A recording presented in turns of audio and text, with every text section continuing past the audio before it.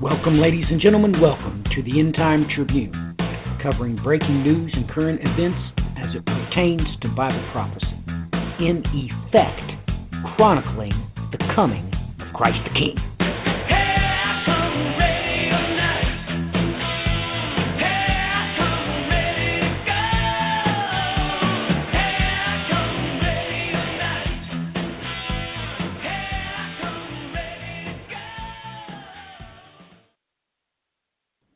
Welcome, ladies and gentlemen. Welcome to the End Time Tribune. This November the 4th, 2017. Ladies and gentlemen, we're going to just do a Tribulation Talk episode today.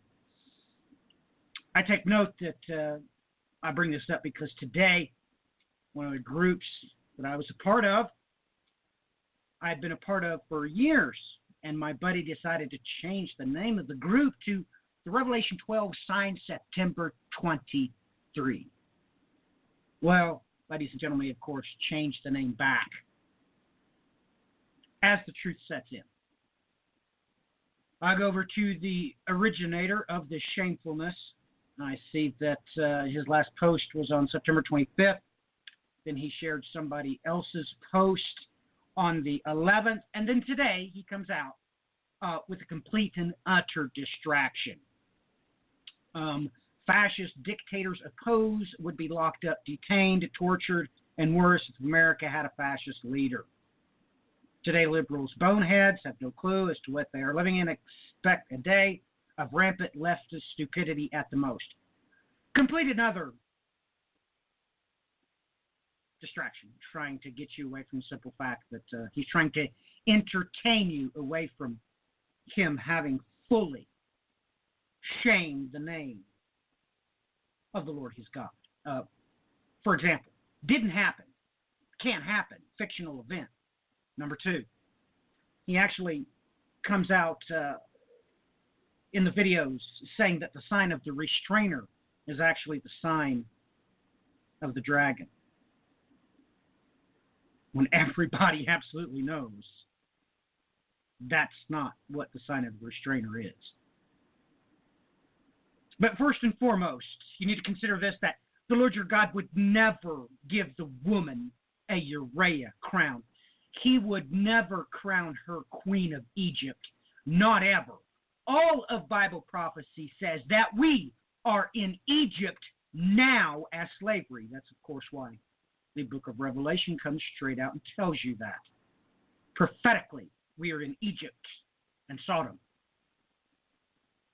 So, to the left and to the right, it's completely and utterly discredited his association with any ministry. So today, we are going to just do some end-time talk, because things are real, ladies and gentlemen. You need to understand, physically speaking, why God says that he is going to make you gnaw your tongue. That's because you're not going to be able to go into shock. Utter hell is unleashed upon you. Whoever has been cast into outer darkness, whoever has been truly left behind by Operation Eagle's Wings. Oh, you're going somewhere, but you're not going to ascend the heights of heaven. You're not going there, no. The Bible is very explicit on what God intends to do, and that's exactly what's going to happen. He's going to relocate you to a place that is at the end of the heavens and the end of the earth. It's in the special place that we are given hinds feet. What is crazy is there is a group that is going to heaven. Many people say that, they're end-time evangelists, all types of nonsense, when the Bible actually gives them a name. But of course, you're not going to know what that name is if you don't study the Bible. Now, let me make this clear. If whoever you're listening to or following, if they've only studied biblical eschatological materials written by other people, that don't count. That does not make you a biblical expert. in eschatology. The only thing that does that is studying God's Word. That's it. Nothing else does. But ladies and gentlemen, the angels will come. They will fall. You need to try to contemplate. The Lord your God has told you this, that death will flee from you. You need to try to calculate that in your mind. So it's important that we have an end-time talk about what the tribulation is going to be like, even though we're not going to be there for those 1,260 days. We're going to be right where God has come right out and told us in multiple scriptures exactly where we're going to be. Now, we might not know the GPS coordinates of that place. The point is that the tabernacle of David is real. And if your eschatology expert don't know what that is, it's because they don't know anything about Bible prophecy. They know what other people have written and submitted and published in the entertainment industry, but they don't know nothing about the Bible, God's holy word. So with that in mind, let us consider, what would you do today if somebody pulled that trigger? Why, you're going to pull those pistols and whistle Dixie.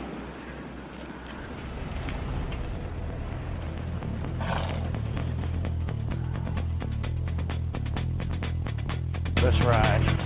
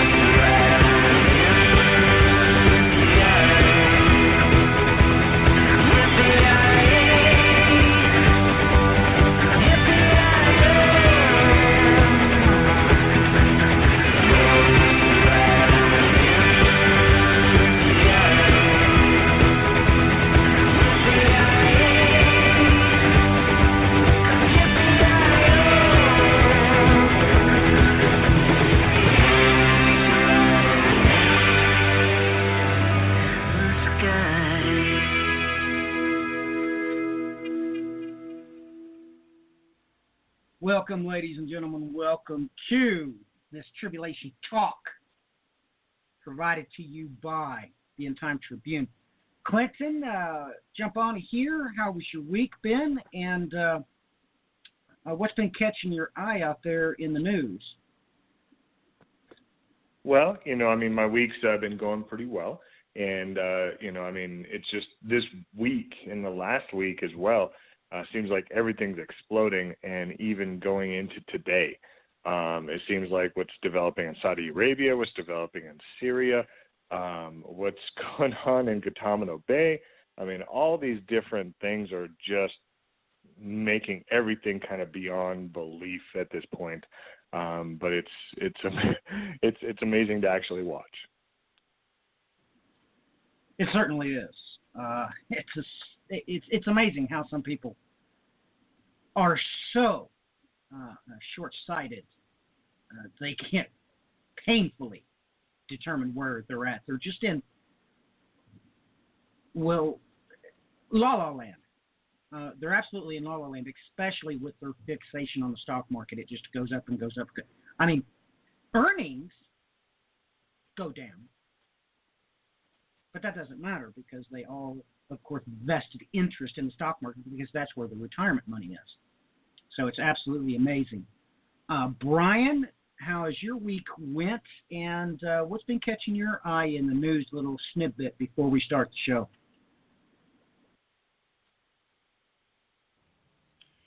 Weeks went as all weeks do. What has caught my eye in the news? American news, distracting nonsense. If you actually got outside of the American bubble, there's a whole heck of a lot going on, and almost nobody in the United States media is covering it whatsoever. So that's almost not surprising, I would have to say. Well, you're just echoing how I started out the show. This Joker, let us not mince words. This Joker, since September 25th, his first personal post was exactly what you said. Let's go back to the default. Never was ordained. Ladies and gentlemen, Brian and I have taught you for years now. The New World Order really is never was ordained. There is an NWO. It never was ordained. The writers prevent it. No one is permitted to have a kingdom over the earth until the scapegoat's false prophet. It ain't going to happen because that's what God said. So when you see massive distraction like that, he should have had a massive detraction from being blatantly, deceptive. Never happened. Now, I told everybody I was going to give these jokers until what? November 21st. I was going to let them have it, but it's already begun in groups and friends I'm a part of. They're, going behind the scenes and changing the name of their groups back. Ladies and gentlemen, that's shameful. That's shameful. If you don't know what the Bible, God's holy word says, sit down and shut up. Or you're shaming him by claiming to have a ministry.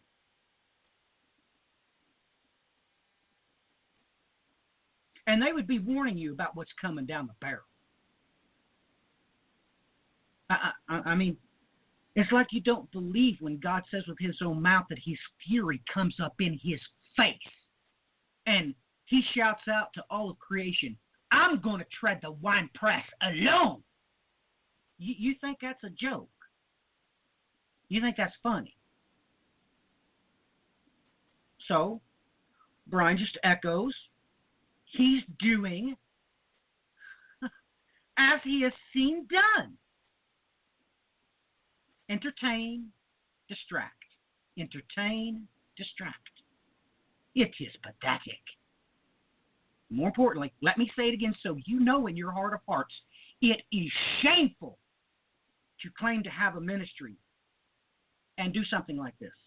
That's shameful. The only righteous thing to do is to stand up like a man, okay, and issue a detraction.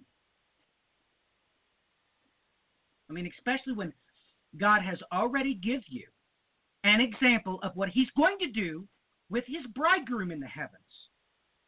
Brian and I have covered it exhaustively. Comet Chevy Lewmaker 9 broke into a pearl of 51 strands in the heavens. It looked exactly like what God said he's going to put on the woman in Revelation 12.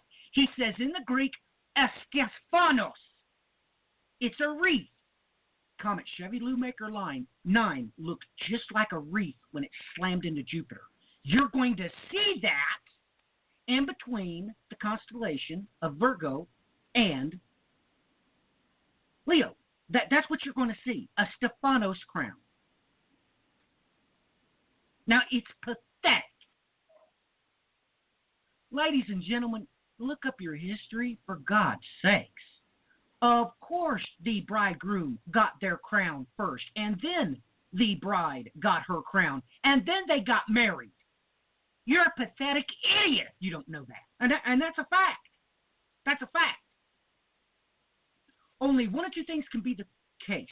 You are deceiving on purpose, or you have been deceived. At any length, you are hereby disqualified from associating yourself with the ministry. Either way. Either way.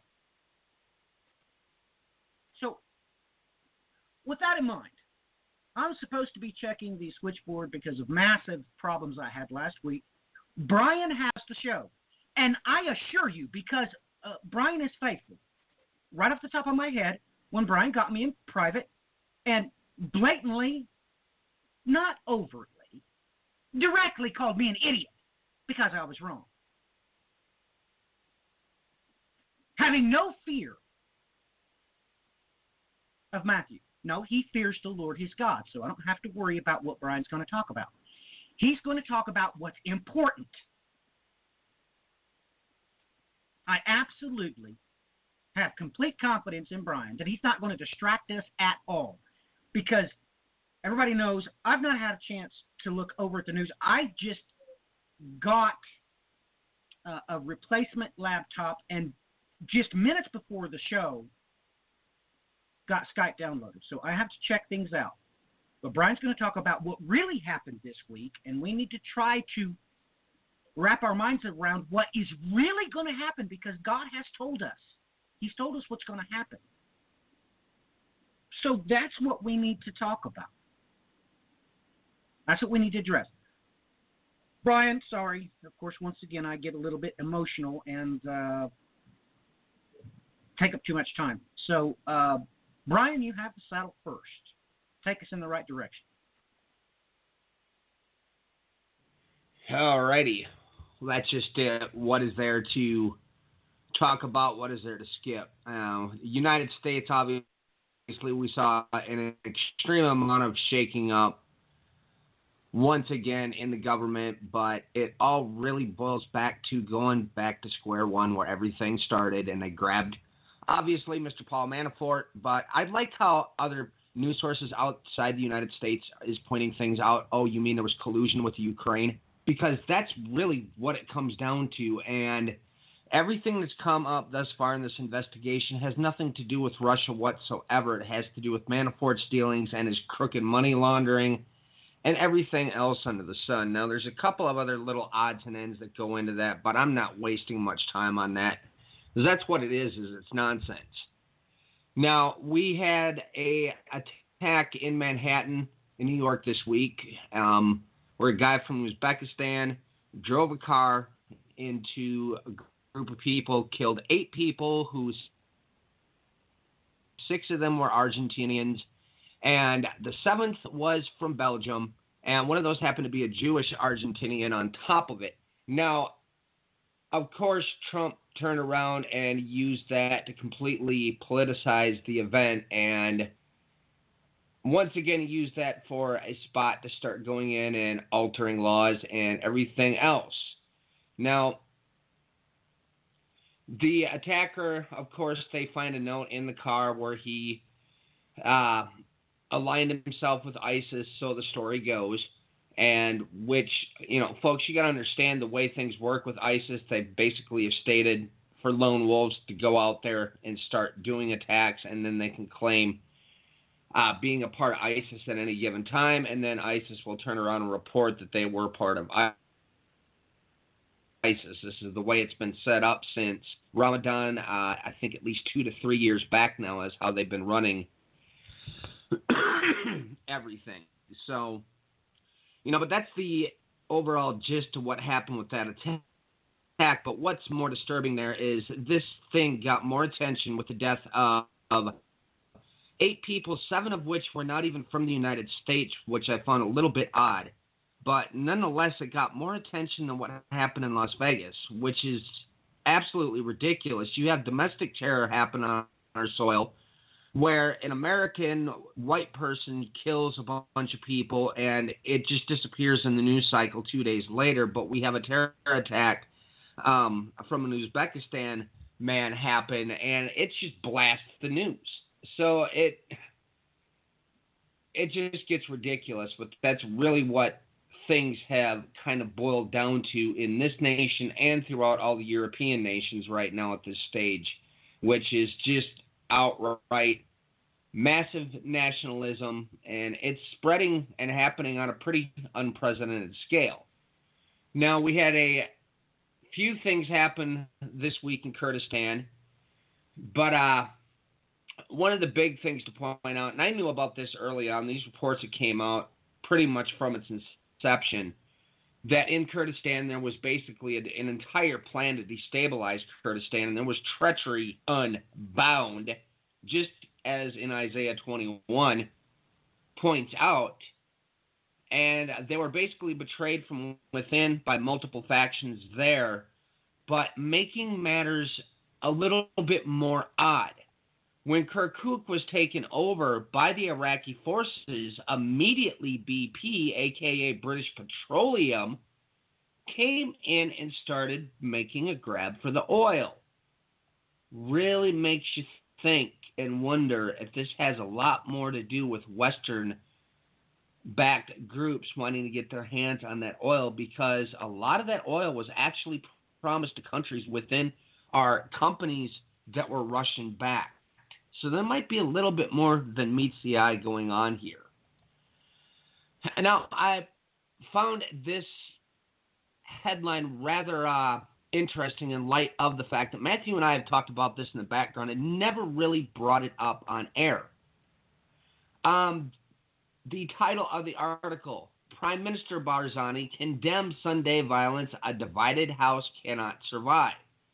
And you had the parliament was stormed inside of Kurdistan, and once again a bunch of people within the Kurdish factions fighting amongst themselves. But there's a reason we talked about the house divided against itself cannot stand. And he literally paraphrases this, a divided house cannot survive. Now, go back and take a look at where it speaks about Nineveh rising up and the Queen of the South, because we spoke about this privately, about the fact that Iraq has practically been swept clean, and this is going to cause a whole lot of turmoil in this area as things start to wind down from removing ISIS. And that's another thing that happened this week. On top of it, the last stronghold of ISIS has now been removed out of Syria, and oh boy, is that causing all kinds of repercussions. Because once again, Israel is pointing out that Iran has a major, major hold in that area. And now on top of it, the leader of Lebanon walked out the door yesterday, stating flat out that Iran has basically taken over the whole of Lebanon. He claims he had an assassination attempt made on him, which some reports are saying it never happened. Other ones are saying it did. But you don't walk out the door unless somebody has done exactly that. So I guess that whole story time will tell what's going on there. Now, we had another shake-up here in the House of Saud today. Multiple ministers and high-ups within Saudi Arabia were sacked, some of them because of corruption, and that's a bit of an understatement, folks. You might want to look into why it is that Saudi Arabia went bankrupt in the first place. A vast majority of those people that are high up within the king's family, which goes into literally the hundreds upon hundreds. That's how many kids he has, folks. But they basically spend money like it's going out of style, buying great big multi-million-dollar yachts and everything else under the sun, and just throwing around money like it's nobody's business. So is he trying to make changes to the way things are going on there, where they're pulling all this money basically out of the hands of the people and keeping that system running correctly?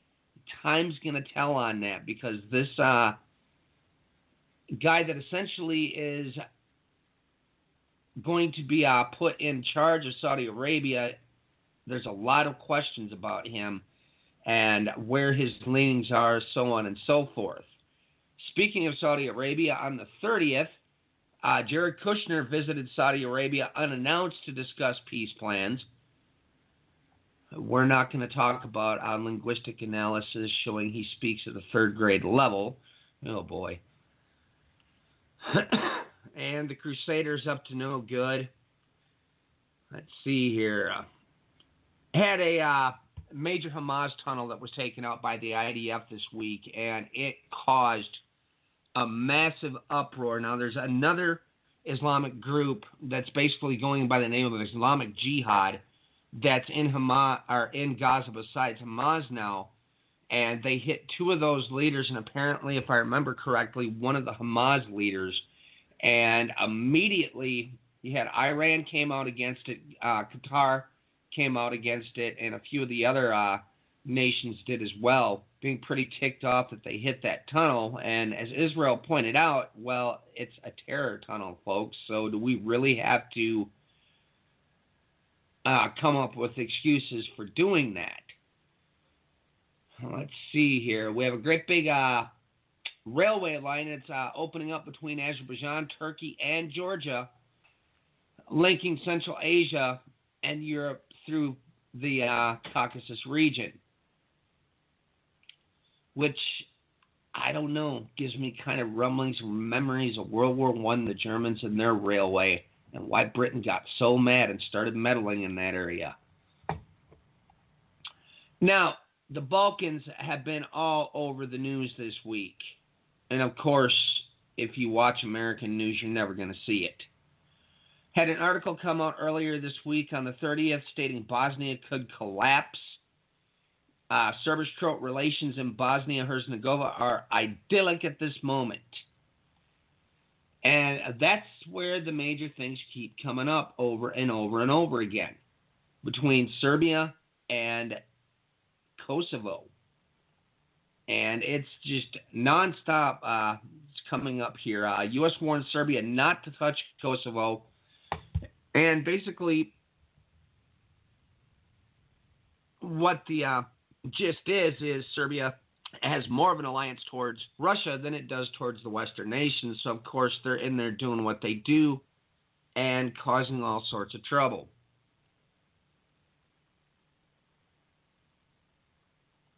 Let's see, we've had 100 years from the Balfour. All right, I covered those already. I'm not going to talk about that. And, going back to what I brought up about those terror tunnels, we had the Fatah condemned Israel for destroying the terror tunnels, and that's obviously PA Chairman Abbas, who is the head of the Fatah, or the PLO or Palestinian State, whatever name they want to give to it. And Iran has been basically threatening the United States and Israel something fierce nonstop throughout the week, but then again, I guess it kind of goes back and forth because Israel and America have been doing the very same thing. The first, we had an article pop out, Iranian leaders urges Muslims to fight against Israel. Rumblings all over the place. There's still a lot of things coming up with this Netanyahu scandal within Israel. And one of the big things about this was the German submarine deal, which now, as of in the last couple of weeks, Israel did end up buying those German submarines. Now, this was a big article that came out. Of course, you probably never heard of it or saw it. Basically, U.S. administration defends its right to start wars on a whim. And this goes back to the authorization for the use of military force that was approved in 2001, which basically it only singled out Al-Qaeda and Taliban in this resolution, but they haven't lifted it. Now, the reason this is coming up again, because people in Congress are kind of scratching their heads after the incident happened in Niger, I believe it was last week, where the man was killed there, and basically they're sitting there asking questions, why are we committing acts of war in Niger? Well, the more they start digging into things, they found out what we've pretty much known all along, that we have special forces groups stationed in 137 countries. Since Trump has come into office, drone campaigns have intensified in many countries, especially in Africa. Unmanned aerial vehicle attacks have quadrupled under President Trump's administration. But I thought he was going to keep us out of wars, everybody. Isn't that what he told everyone? Or did you forget to listen when he said that he wanted more nukes? Why do we have nukes? So we can bomb. And what about all that military spending he stated he was going to kick into the budget? You didn't think he was going to come in and start warmongering? It's part of the job if you walk in on that side. Let's see. We had talks between Iran's Khamenei and Moscow this week. And this is kind of a big one going on. Tehran cooperation can isolate the U.S.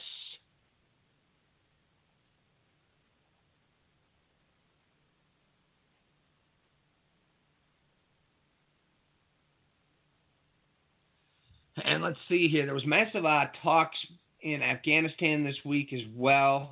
There's also moves within the trade corridor going on between, let me see here. It's India, Afghanistan, over to Iran, where they're bypassing Pakistan, obviously. And that's causing a little bit of controversy going on there as well. Let's see. We had Chinese bombers made a run near Guam, aimed at sending a message to the United States. And, of course, we've had massive protests breaking out, be it in Israel, be it in London, quite a few different places against the Balfour Agreement, which happened in 1917.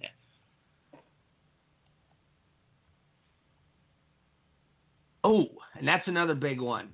Israel once again attacked a Syrian arms factory this week, and then on top of it, Syria turned around and said, you guys better knock it off. It's kind of the same thing that keeps happening. Israel comes in, hits them, and of course the picture they have here, which Israel just got their hands on, another grouping of them, is the infamous F-35 stealth fighter. And if you haven't seen one of those things in action, folks, I've watched them when they were doing test runs right here from the National Guard base that's just down the road from my house, and that plane is something else. And it's quite a deadly piece of hardware. So Israel getting their hands on a bunch more of those is really obviously setting things up in the Middle East even more so. And all over the news this week, and it's getting a lot more prominent in reliable news sources as opposed to most of the tabloids that keep running the same nonsense over and over and over again. But it really begins to look like things are speeding up as far as the United States making a move on North Korea. Now, obviously, I talked about this last week. We had 3 U.S. aircraft carrier groups have converged in the Pacific. And we had bombers that were flying over the Korean Peninsula this week, and it just looks like there's a lot of people within varied parts of the world that think the United States is getting close to jumping on North Korea. So we're going to have to see how things play out, but we've also got Trump's out this week as well, meeting with multiple Asian nations, first starting his trip, obviously stopping in Hawaii, which is, it's a no-brainer, but nonetheless, he's moving into these other areas. But with that, on top of it, too, there's been quite a bit more movement with Russia and China beginning to break away from the United States dollar, and there's a whole bunch more things that are being set into motion as we speak. We had a $1.1 billion F-15 support deal for Qatar was approved this week amid the Gulf crisis. So that one, I don't know.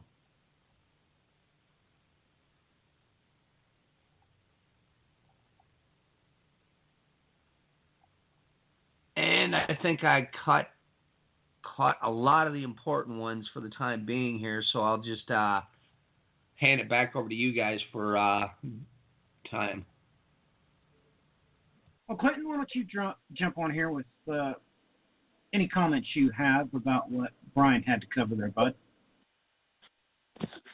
Well, Brian touched on quite a few different items, and one of the biggest things that I just wanted to elaborate on is what's going on in Saudi Arabia. And, the whole lineage in Saudi Arabia is the king is supposed to give the power to his brother. And that was changed earlier this year to where the brother was put on a house arrest and the power is given to the son. Well, today the son is arresting 11 princes, including one of them is a multi-billionaire that is in charge of a large portion of the Saudi Arabian investments, which is the Kingdom Holdings. It's a firm that he controls. So this is pretty big, what's going on in Saudi Arabia that happened today.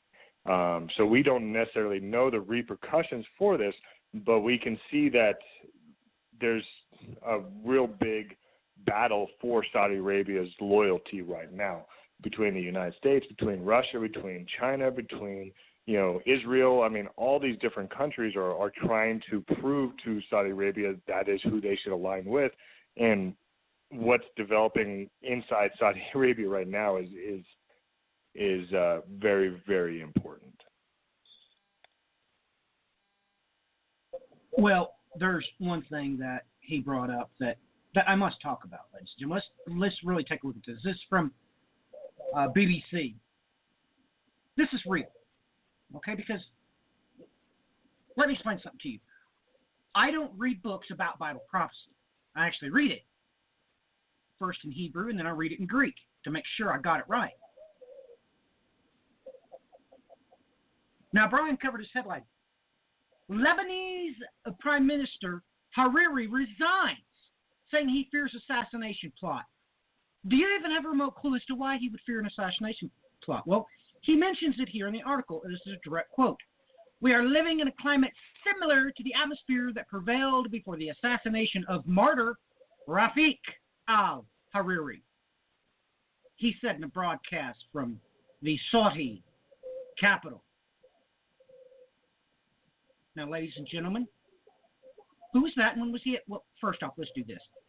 He was assassinated when his motorcade had a bomb that was 3,968 pounds of TNT.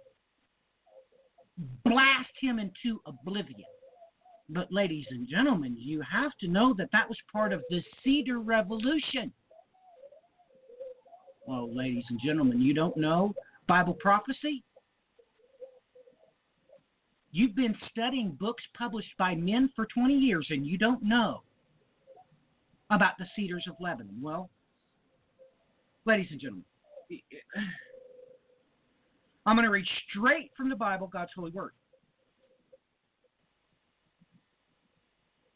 Now, you might want to listen and take note that the word here for riddle, that's what Bible experts want to deceive you into calling parables. No, I know the word in Hebrew and Greek. It's riddle. So this translation actually states it correctly. Where am I reading from? Well, you've been an expert for 20 years. You tell me. Amen. Amen. The word of the Lord came to me, Son of man, propound the riddle and speak a parable to the house of Israel. Thus says the Lord God, a great eagle with great wings and long pinions, rich in plumage of many colors, came to Lebanon and took the top of the cedar. He broke off the topmost of its young twigs and carried it to a land of trade and set it in a city of merchants. Oh, ladies and gentlemen. Ladies and gentlemen.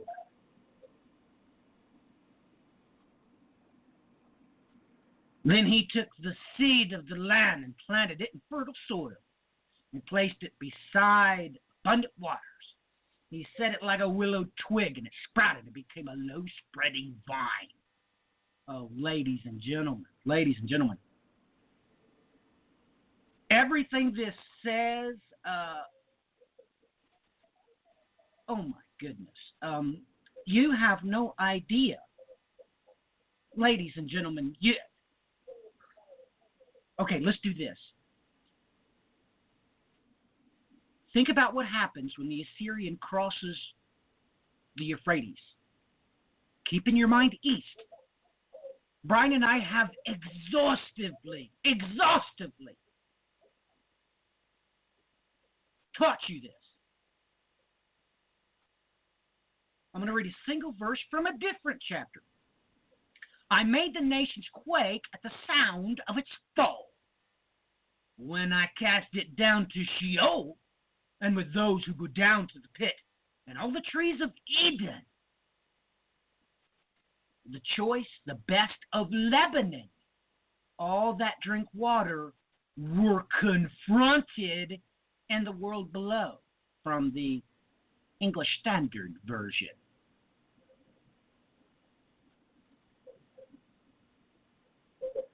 Ladies and gentlemen, you need to keep your eye on Lebanon, just like Brian has told you. And you need to realize that he made references to the Cedar Revolution for a reason. And by the way, I just read a very, very, very few short verses that tells you exactly what God's going to do. It's not a fantasy. It's not a hypothesis if you are academically accredited. No. That's exactly what God intends to do. He makes himself perfectly clear in the Hebrew and the Greek exactly what his intentions are and what's going to happen and why. He talked about the seed being transplanted, and yeah, that's actual Bible prophecy. That's what that is. So, that's my comments. I know that Brian covered a lot, but today I'm being a little bit overly zealous, I think. So if I talk about the other points that Brian brought up, I will clip Clinton's time that he should be paid. He is due honor. So before I ramble on too long, Clinton, jump on here and talk about whatever topics you'd like to, or cover what news caught your attention, whatever seems best to you. But any type of end-time topic will do. So the saddle is yours. I shall ride last. And believe you me, the Lord my God is with me. And when I ride, I will ride for glory. Just so you all know that as soon as Brian gets done, comments on what Clinton had to say,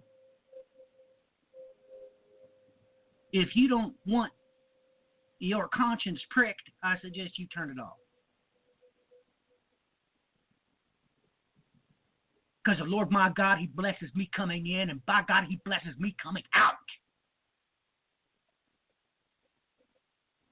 Clinton, the saddle is yours. every day or every show, I should say, Matthew's always asking when do you think the start gun is going to happen? When someone's going to pull the trigger? We may be upon that right now. And the reason I say that is what's developing in the Middle East right now. Brian talked about it earlier, what's going on with Saudi Arabia and that development that just happened today, in how basically we don't know if this is a coup or this is, truly corruption within the Saudi government or what is really going on there. We don't necessarily know at this point. It's just eerie to me that just last week they gave citizenship to a robot, to artificial intelligence in Saudi Arabia. This robot has more rights than women. And then this week they're arresting princes and people in charge, billionaires, arresting them. So what is going to happen in Saudi Arabia? What's going to develop from there? What is growing out of that? Well, the problem that we have is what's going on from a global economic standard. And that is basically what's going on between Russia and China right now. It's been all over the news this last week about Russia calling for the end of the petrodollar and how they actually have possibly come to that by removing the petrodollar and putting the petro yuan.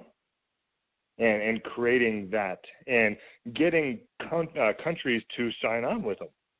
I mean, the plan is China plans on launching the yuan-dominated oil futures contract by the end of this year. So, in the essence, basically allowing to where people can buy oil in the yuan instead of the U.S. dollar. That is planning on this year. Now, this is an article that came out of RT, and in this article, it goes through and it says, Beijing's scheme aims at shift trade in the black gold from petrodollars to the proposed petro-yuan, which benefits China by making its currency more attractive internationally and provides greater energy security. However, the bigger winners may well be in Moscow, because any decline in the dollar status severely dilutes Washington's ability to wage economic war against Russia via the sanctions.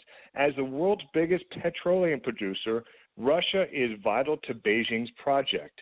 And in turn, as the planet's largest crude importer, the most sizable economy, China is the only country with the heft to challenge Americans' financial hegemony. So basically, China can't do it alone. Russia can't do it alone. So they are joining forces to basically attack the U.S. dollar. And they plan on doing that later on this year. So the only hitch that they're going into is they've gotten countries, say Iran, Indonesia, Venezuela, numerous other countries are already lined up to join in with the BRICS nations, join in with the transfer from the dollar to the yuan. These countries are all in. The only one that is the question mark, and it's the most important one, is Saudi Arabia. So that makes what's going on in Saudi Arabia today even more important, because for the longest time, for as long as I have been around, Saudi Arabia has been on the side of the United States, has been in bed with the dollar.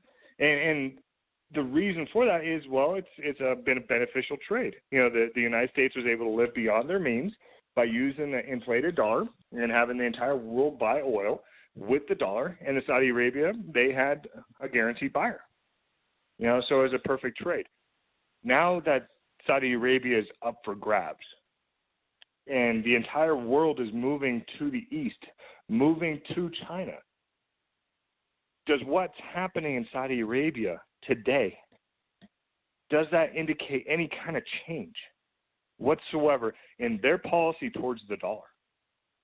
Maybe there's it's either one of two ways. Either the crown prince is on the side of the dollar or they're on the side of the yuan. There's one of two.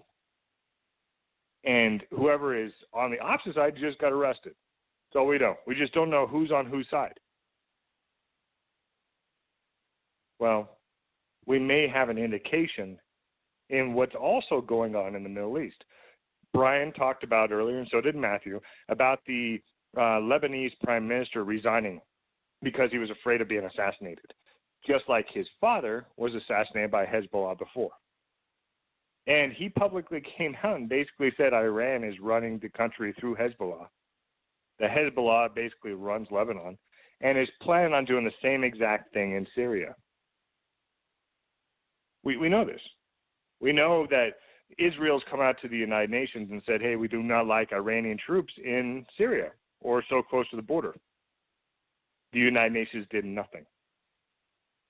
So now it looks like coming out today as well, it looks like Israel may take it upon themselves to stop any kind of persecution that they see within Syria. There's a small town, and from my understanding from what I've seen is it's a Druze village. And I guess there's a village in Syria and there's one in Israel, and it's a small like subsect of nationality. But the ones in Syria are being attacked by the terrorists immensely, to the point that they've caught the Israeli government's attention. And the Israeli government is saying, no, we are not going to allow for these people to be killed and persecuted inside Syria. So the Israeli government is seriously contemplating going into Syria and protecting this village, protecting this city, which would then constitute to Israel is invading Syria. That's what that means. So just today, Saudi Arabia maybe has a coup. Lebanese prime minister just resigned, and Israel may invade Syria. That's all today. So you talk about the gunshot going off, the starting gun being shot. If we're not there, we're very, very close. And as Brian pointed out earlier, North Korea is on the menu. We have Donald Trump just landed in Japan today. And I was listening to him talk to the troops that he addressed today, and it sounds like a battle cry. Sounds like, root, here we're going to do, you guys are going to do everything for me, get ready to have some fun. That's what it sounded like to me. I hope I'm wrong. I don't necessarily think that the world needs to see a war on the scale of what the war will be between the United States and North Korea. And with North Korea, do you think China and Russia are going to stand back? Do you think if Israel invades Syria that Russia is going to stand back? Do you think Iran's going to stand back? You know where this is headed. Unless something dramatic happens, as in some kind of massive treaty between many, many countries to stop a massive war, I don't see this ending unless there's war that comes from it. I mean, we have the Palestinian Authority recently gained control of their gates in Gaza as well. And they got that back from Hamas. Hamas is giving their power back to the Palestinian Authority in Israel, which is weird. Hamas is completely against the state of Israel, says that they are there for the destruction of Israel, but they're giving back security measures back to the Palestinian Authority, who is actually willing to talk to the Israeli government about peace. That's happening now. That happened this last week. So how close are we to something happening that catches the attention of the world? It's only going to take a shot here, a mistake there, something crazy. For instance, someone driving through a crowd in New York City on a bike path and then getting out and shooting people. Or here in Colorado, in Thornton, Colorado, some man walking into Walmart, pulling a gun, shooting 3 people, and then having the people in Walmart pull their guns. They didn't shoot back. But how close are we to the Wild Wild West when you have someone stroll into Walmart, shoot the place up, and have pedestrians in Walmart also have guns that could possibly shoot back? How close are we to this? Well, that almost happened this week. We also have Guantanamo Bay being brought up on a massive scale by the President of the United States in a way that is eerie, is scary, considering what is actually happening in Guantanamo Bay. For those of you that are not sure what is going on down there. But basically the court system is kind of this quasi-court system that we don't necessarily know exactly what the rules are, because there's in between international law and military law and civilian law, and then you got the Patriot Act mixed in. So no one really knows what's going on. But basically down in Guantanamo Bay, there was an issue where the USS Cole was bombed. The the terrorist that did the bombing is in Guantanamo Bay. He's about ready to be on trial. He's on death row. And according to international law, you have to have an attorney that has actually tried death row inmates before, or actually been on that side. He has one. Something happened between him and his attorneys to where there was the situation, the relationship was compromised. They went to the general who's in charge, who is the second highest general in the United States legal, like the military on the legal side of it. He agreed that they should be dismissed from the court case and allowed them to go. The judge in that case then tells the general that he needs to force these 3 civilian attorneys back to court. The general says no. The judge then tells his first in command to do it, and then he says no as well. So what does the judge do? He sentenced that general to 21 days in Guantanamo Bay. In essence, sending a U.S. citizen to, lack of better terms, the United States' first concentration camp. I mean, we've tortured people there. That's what they did in concentration camps. That's basically what that is. And we did that. Now, the Pentagon stepped in since then and released him from Guantanamo Bay. But we have a U.S. general that just went there, that was sent there under the guise of the Patriot Act or whatever other law you want to sit there and say they used. They did it. And then we have the President of the United States saying this attacker in New York City needs to be sent to Guantanamo Bay, sent to a camp, sent to a place that we have admitted that we have tortured people. Where is this leading? Is that only for people that are from outside of the country to be sent to after they do an attack, or is it for everyone that does an attack? And is this guy that they caught in Thornton going to be sent to Guantanamo Bay as well? I mean, if it's good for one, it's good for the other, right? And what kind of slippery slope do we have with that? I mean, there's been speculation for many, many years that there's FEMA camps, that Walmarts have been shut down to be turned into camps for, when civil unrest happens and da-da-da-da-da. Well, here it's happening before our eyes. This is actually something that we are talking on in the legal system of how they should be implemented. That how if American citizens can be sent to these camps, how long can they be held there? Who can assign them to these camps? To a place where we hold terrorists indefinitely. And according to the Patriot Act, that is exactly it. You get sent there without trial and held indefinitely. That's going on. That's happening right now. And what are we doing about it? We're talking about Paul Manafort, Carter Page, George Papadopoulos, and how there's collusion between the Trump White House and the Russian government, and how Carter Page testified yesterday and said that he, in a meeting with Jeff Sessions, with President Trump, said that he has been talking to Russian officials in front of everyone, and no one cared. No one did anything. That's the evidence. That's the smoking gun. So how is this being talked about? Well, it's being talked about that now we need to investigate Hillary Clinton and how she and the Democratic National Committee took over the primaries so that way that Bernie Sanders couldn't be the presidential nominee. So, I mean, pick your poison. Both political sides are messed up. They're both corrupt. They're both crazy. And who are you to believe? One saying that the other's lying, the other one saying the other's lying. We're going through a legal system that we may actually have Mueller, who's in charge of this investigation, get fired again. They're talking about that. I mean, this is on the borderline idiocracy if it's not already. And what's the long-term effects of this issue of what's happening? We don't have a clue of what this is going to do to our country. And if this collusion is correct, and according to what's going on is they were looking into Jared Kushner now, who is the son-in-law to the President of the United States. We also know that his son, Donald Trump Jr., has also released emails admitting to the same meeting. So how high does this go? And can the President of the United States pardon himself?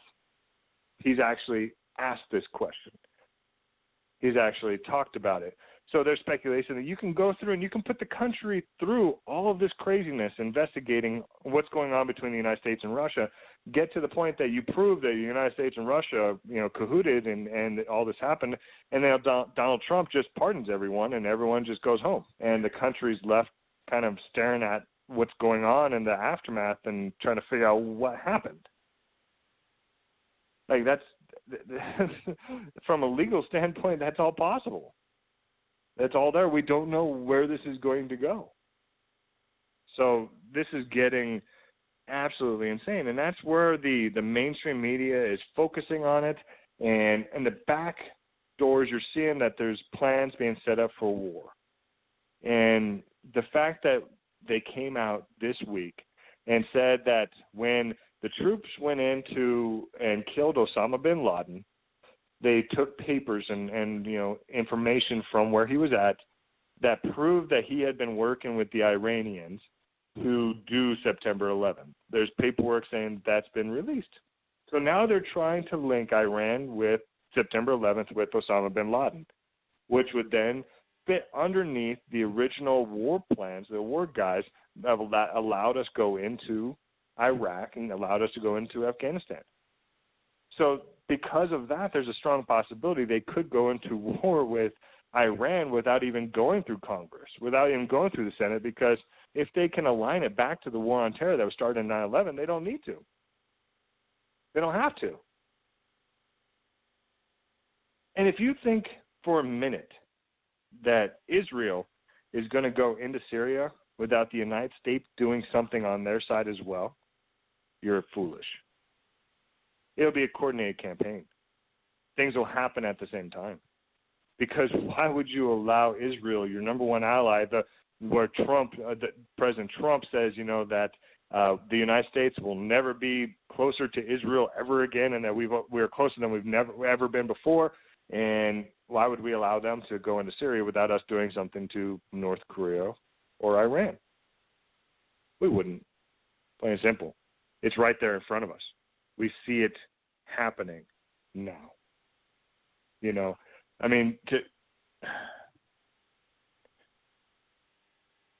switch gears just a little bit, and the reason that we can get caught up in war, we can get caught up in what's going on from a distance and refuse to see what's actually happening in front of us.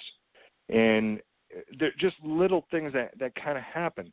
Earlier this year we had the nuclear option, which was, which had never been used in the United States before, which was if there was a tie in the Senate, then the vice president would then make the tiebreaker. He would vote, and that would be the decision. And the first one was in the Supreme Court Justice for Gorsuch. That was his first time he broke a tie. Well, this last week he did the same thing as well.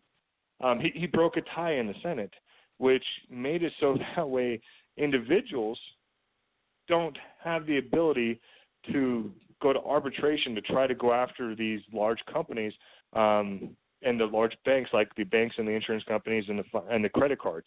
You can't go to arbitration. You can sue them, but then you have to put up the money to do that. So it basically just puts all of the emphasis on the individual putting up the money instead of having like a mediator that would allow them to talk without having to go through the court system. That right there, Pence overruled that, so that way you can no longer do that. You have to go through the court system. And it's just another one-way thing to just take away the ability for the individual, the small person that doesn't have a lot of money, to protect themselves. And, this is just building on kind of this system that is, in essence, a slave system. You look at what's going on in Japan. They have people that are dying from overwork, that are working, 15, 16, 17-hour days, 6 days a week. They're passing out on subways, just falling down on the street, just falling asleep because they're working so much.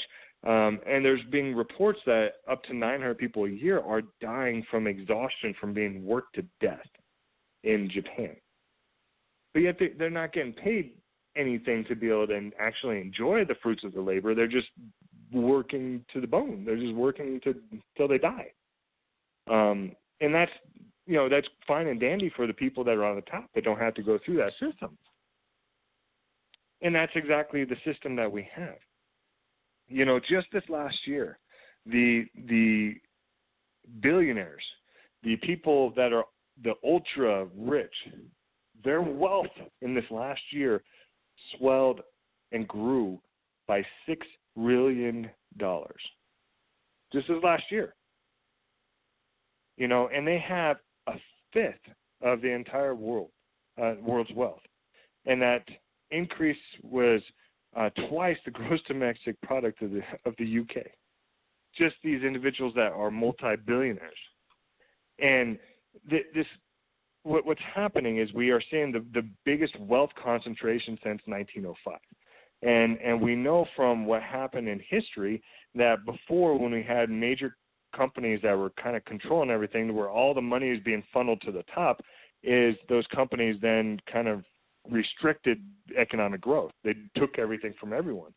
And that's what's going on right now is there's so much money saturated on the top that just having the money up there, just owning it and having interest in their investments and stuff is making more money, and it's making it to where they have more money on top, and too much money is being funneled to the top.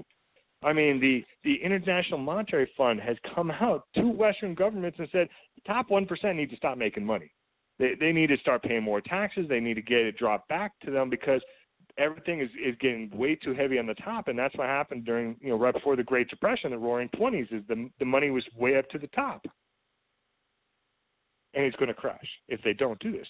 Instead, we're going to do a massive tax bailout, whatever you want to call it, to get more money to the top, to the people that already are making so much money that they can't even, they could buy the UK twice, basically.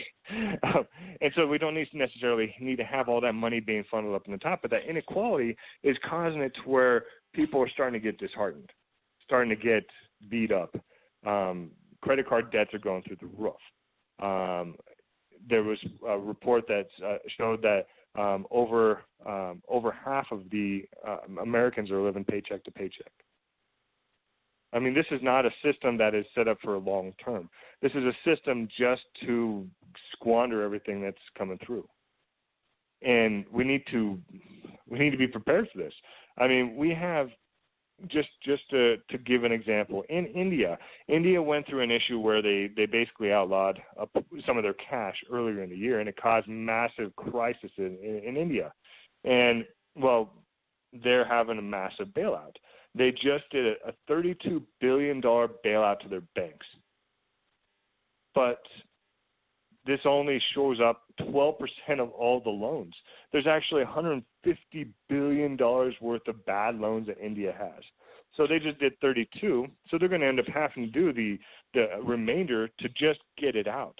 So this portion is just kind of limping it along just to kind of make it seem okay, where it's not necessarily bailing it out. So the United States is not the only country that is debt-ridden, that is in this issue. Most of Europe is in the same way. And this is what happens when you funnel everything to the top percent. Everyone else goes broke. So before I hand it over back to Matthew, biggest thing that I can see is pay attention to what's going on in the Middle East.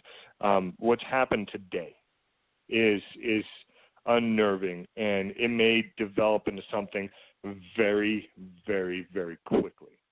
So, Matthew, I'll hand it back over to you. Well, ladies and gentlemen, we are at the top of the hour, a little bit past. It's time for our break, but I want you to consider this, what the Lebanese Civil War was all about. you have to understand, well, let's just talk about the massacre that everybody knows about of Sabra and Shatila, where 3,500 Muslim civilians were killed by the Lebanese Maronite forces. See, they're not telling you the truth. I love how they give people names. Ladies and gentlemen, the Civil War was the Christians against the Muslims. The Maronites, they are the Eastern Orthodox-based Christians. That's what really happened. And by the way, you need to know this, that on October the 23rd, 1983, an explosion ripped through an American barracks in Beirut. Now, the first thing that comes to your mind, how did we have barracks in Beirut? But this is true. 220 U.S. Marines were killed and 18 Navy sailors, 3 Army soldiers, and 58 French peacekeepers and 6 civilians. You're sitting there scratching your head. Well, I never listened to the Bible when it said to watch for the shaking tops of the trees of Lebanon. Ladies and gentlemen, your hero was president then. You don't remember? Yeah, that was Reagan, the actor. I'm sorry. Did I hurt your feelings?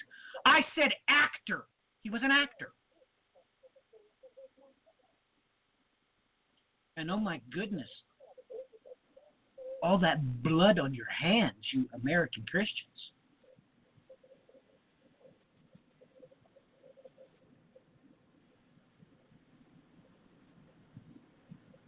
And you just feel so fit and fancy free, don't you? You have all kinds of time to not be worried about the trifles of Assyrian Christians.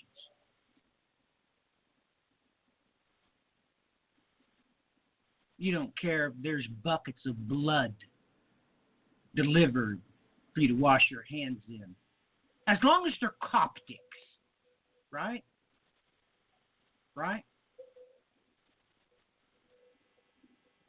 On a positive note, ladies and gentlemen, the break has been provided unto us by Reawaken Hymns. I suggest you go check them out. Nate is, well, quite a blessing. We'll be right back after this 5-minute and 39-second break. You are listening to the End Time Tribune.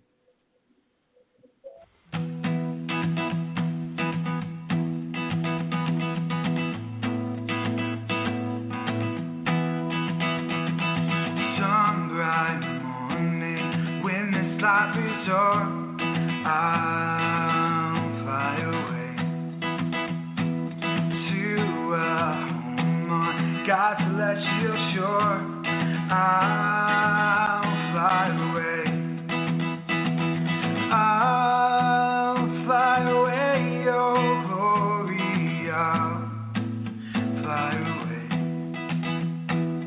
When I die, hallelujah, by and by, I'll fly away.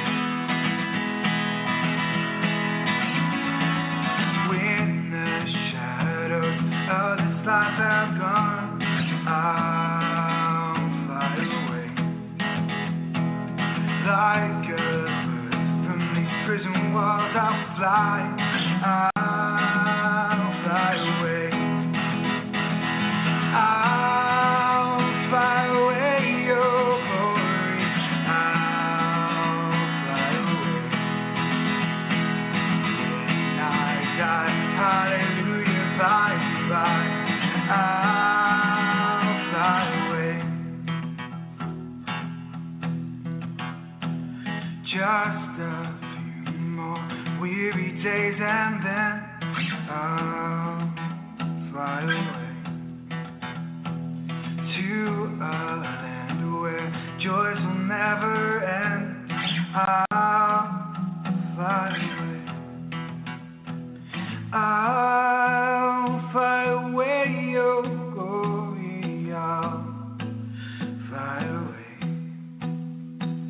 When I die, hallelujah, by and by. I'll fly away. I'll fly away your glory. I'll fly away. When I die, hallelujah, by and by. I'll fly away.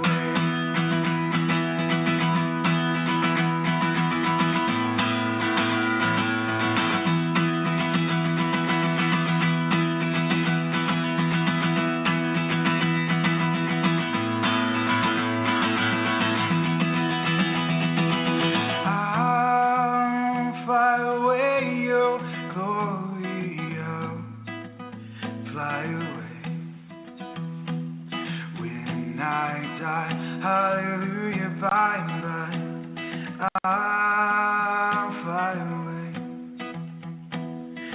I'll fly away. I'll fly away. Hi, this is Nathan, and you're listening to Reawaken Hymns. For more information and hymn resources, check out my website, www.reawakenhymns.com, or find me on YouTube at Reawaken Hymns.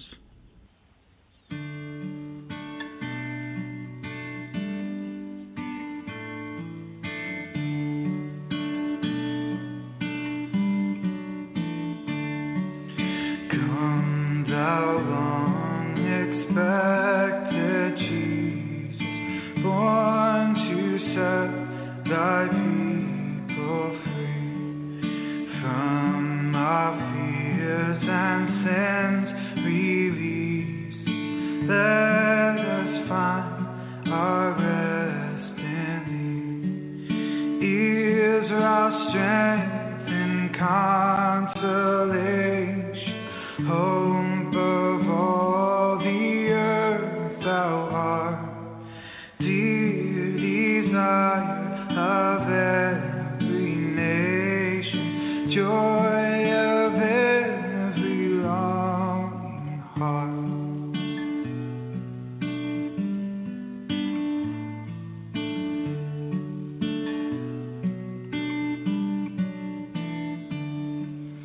Born thy people to deliver, born a child and yet a king, born to reign in us forever. Now thy gracious kingdom bring, by thine own eternal Spirit, rule in all hearts alone.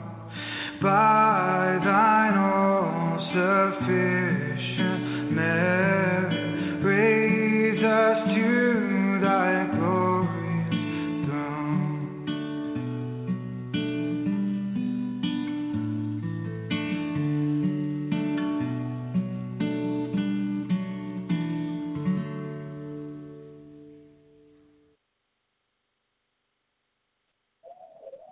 Man, that's good stuff. That is good stuff.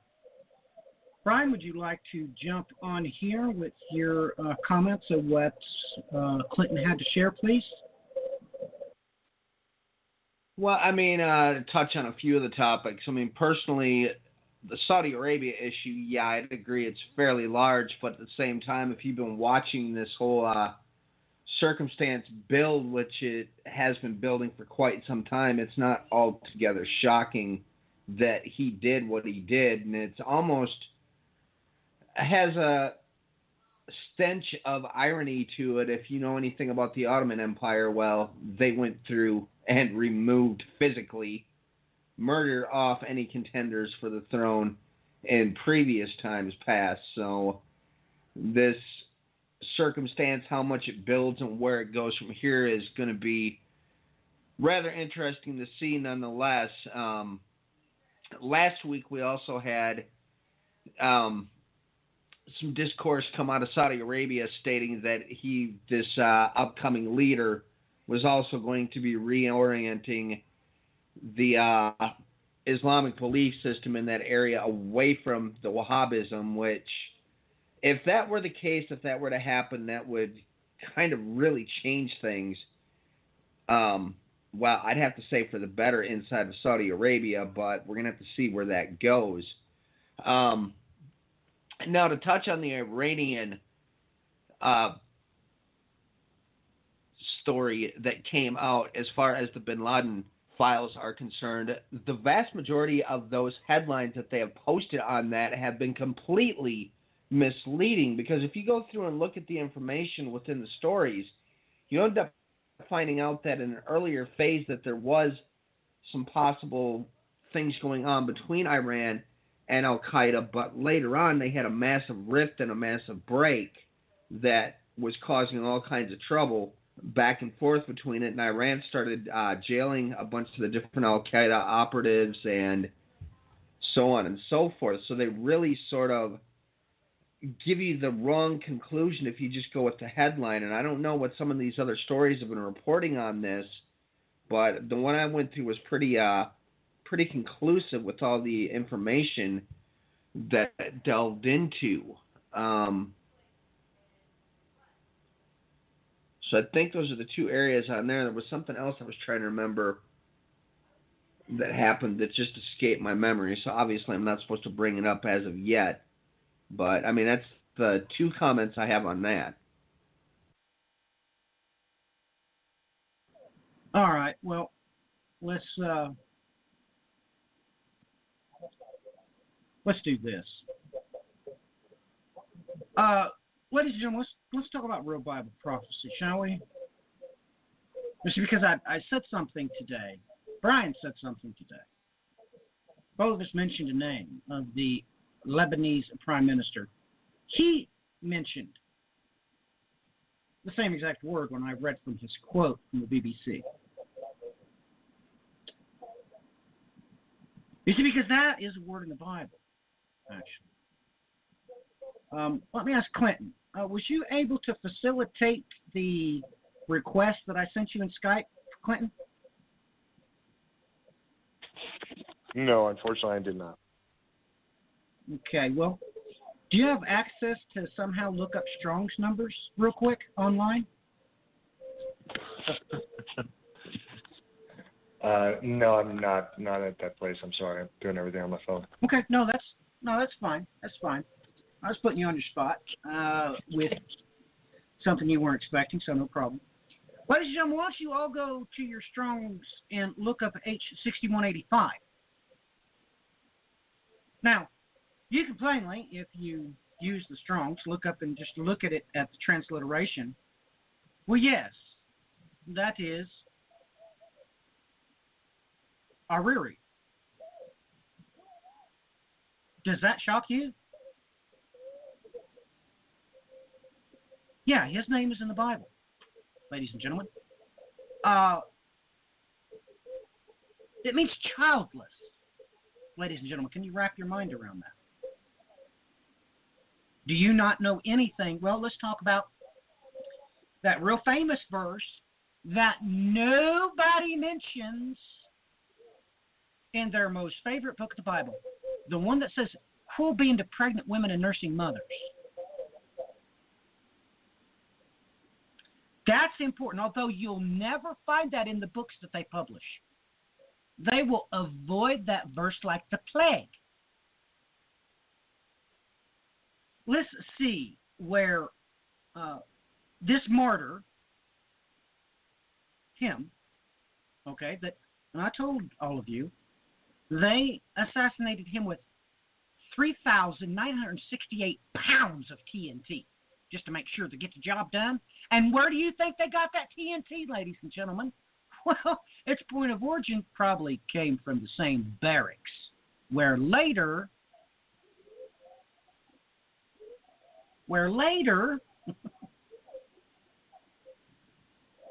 on October the 23rd, 1983, we would have 220 U.S. Marines, 18 Navy sailors, and 3 Army soldiers killed.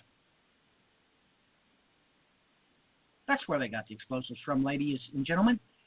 Duh.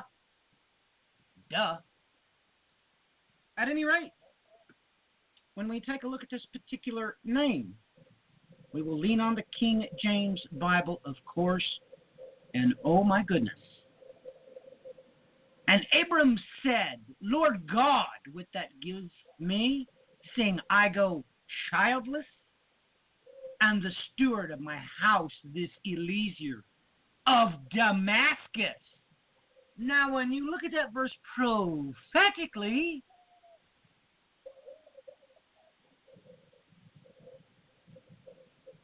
let's go back to the history books, okay? How many countries were involved with the Lebanese Civil War? First and foremost, Syria. You all didn't know that. You didn't know that God told you that way in advance. That's because you're too busy reading, these authors' books. That's what they are. They're not eschatology experts. You read their books about the entertainment industry. That's why they never told you the ramifications of Hariri getting assassinated, of the new prime minister being Hariri, him saying something is not right with the TAF agreement. Do you know what the TAF agreement is? You don't, do you? Because you've been reading Arthur's books and you've been facilitating them going to Waikiki Beach for vacation and cruises. That's what you've been doing. You haven't been reading Bible eschatology. You can only find that in Hebrew and Greek. It's the only place you can find it. So the prophetic ramifications of that is off the charts. Now, this brings the ramifications of what I told you earlier, read from that other chapter, which I didn't tell you where it was. This facilitates about his seed being spread. So listen, you need to listen. It's very important. Leviticus chapter 20, verses 20 and 21. And if a man shall lie with his uncle's wife, he hath uncovered his uncle's nakedness. They shall bear their sin. They shall die childless. And if a man shall take his brother's wife, it is an unclean thing.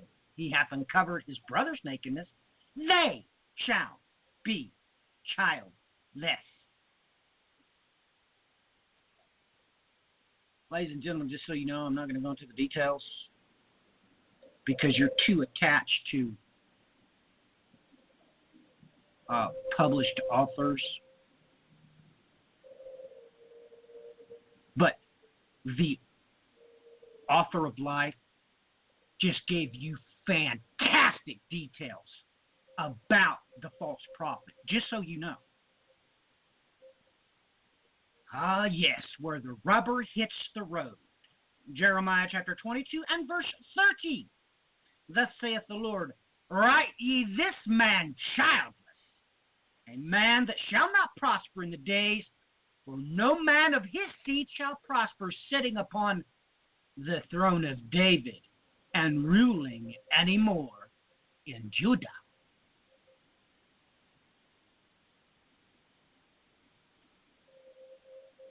It's too bad I'm not going to let the riddling begin, because I could tell you important stuff. Stuff that's really going to come to pass. And God's been prepping for it since 1967. Well, the amazing things that I sent even Brian straight out of the yearbook 1971 of the Encyclopedia Britannica. He was like, what?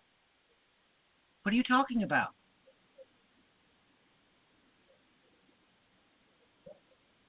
The joining of governments with Egypt. Everything that happened is right there, but nobody knows about it now. God has been prepping for this for quite some time. It's just that you didn't know it. You were too busy being entertained, being told that, the locusts in Revelation are Apache helicopters. That you can really defend yourself against the fallen with bullets.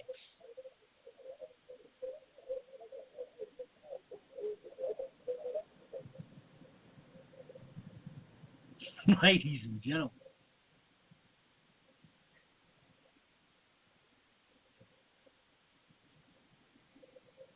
Ladies and gentlemen, it's sad that God went through so much trouble to give you all those details in the Masoretic and the Septuagint. You completely ignore it.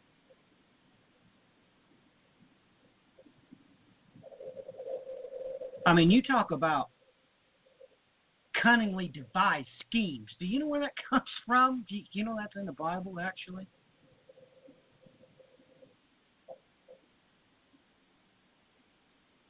I mean, really. I'm worried about one of them, though, because I had a dream about them the other day. I actually went to go see him at a prophecy conference in Mansfield, Ohio. Yes, I did. I sit in the balcony, of course. Me and my witness did. Ah, yes. Just so all of you know, he used to be a manager at Microsoft. Oh my goodness, is he a professional entertainer? He don't impress me. That's for sure.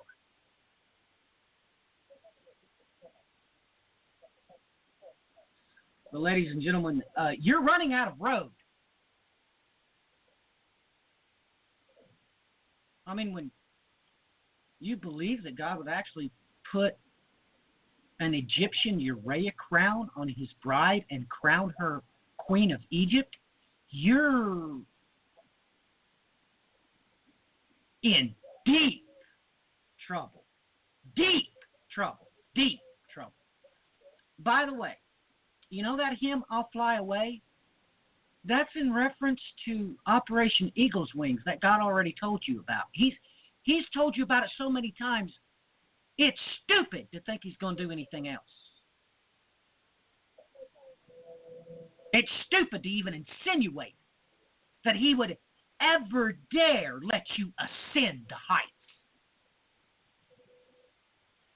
But yet that's what you actually think. That's what you really think.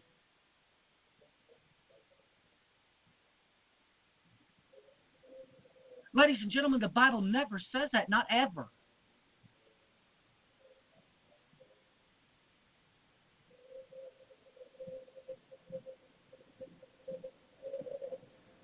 You know, you need to shake these distractions off of you really quickly.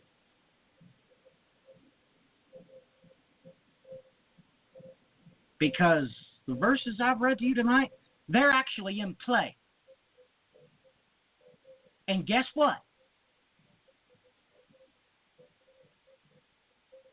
Meshach is not Moscow. And academics laugh at Christians that say that. They think you're stupid. They actually laugh at American church academia.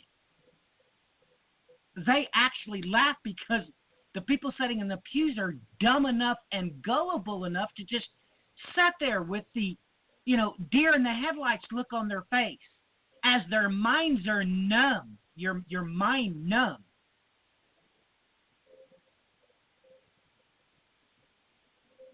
I mean, ladies and gentlemen, oh my goodness, I have friends with, serious credibility. Serious credibility.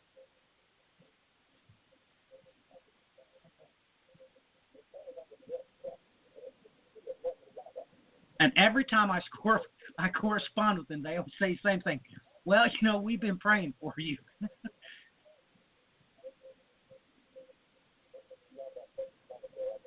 They usually also add this in some sort of phraseology. I'm sorry for bugging you, but can you take a look at this verse for me?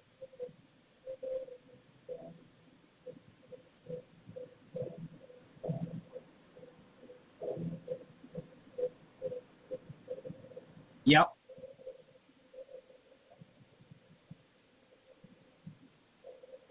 You all are in serious trouble. Most of you have entertained yourselves to death. I mean, we've just talked lightly about the false prophet. Even though over the past 5-6 years, Brian and I have exhaustively given you all the technical data regarding him and his seed and whom he will worship. And guess what? It's not Satan. Oh my God.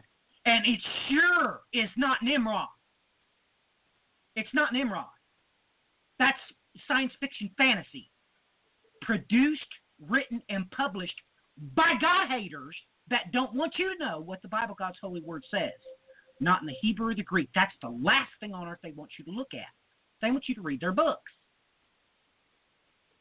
Because that pays for their vacations and their cruises. Ah, yes. And facilitates the building of new barns for their retirement.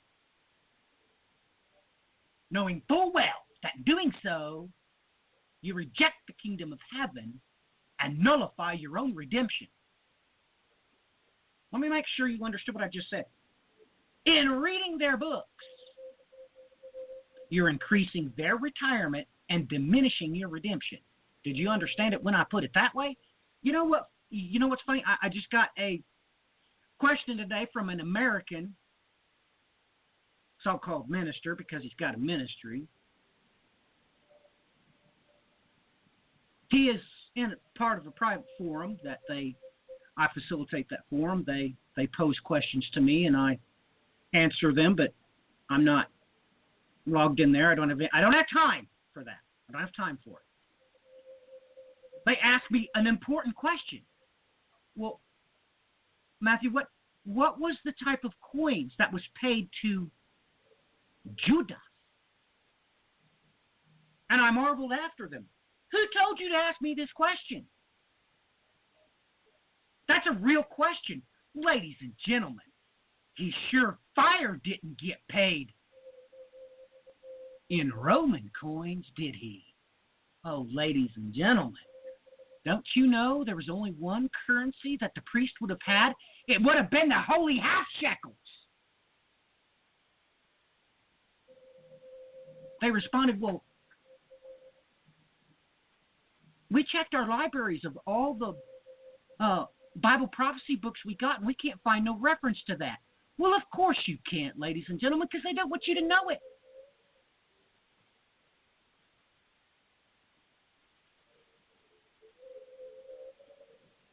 I sent them this question in reply. Go back to those websites and see if any of them are directing you to purchase silver and gold.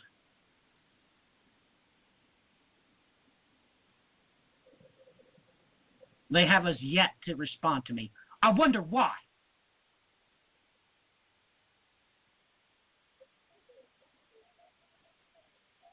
I wonder why.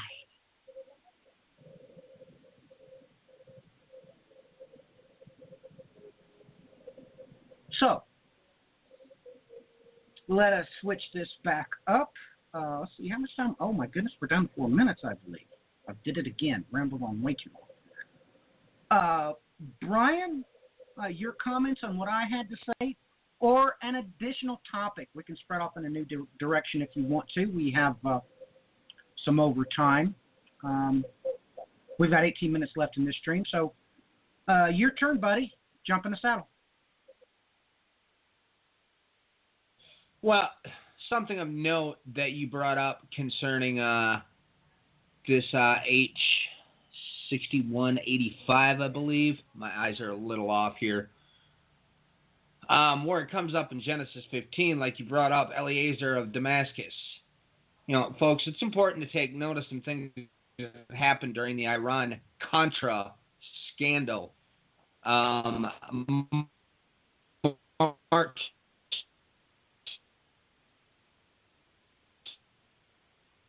3rd of 1984, CIA station chief.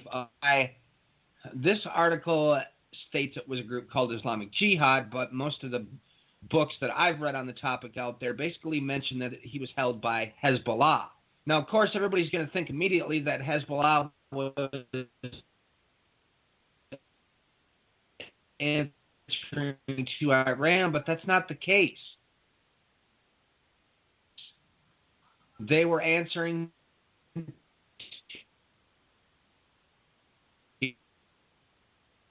to Syria's direct correlation between Syria and Lebanon and Contra's scandal. This gave Syria complete and absolute control over the top of Bush because of his dealings in the midst of all this. Now, this is Bush Sr., not the youngest Bush, but nonetheless, Lebanon was basically the big foray that brought America in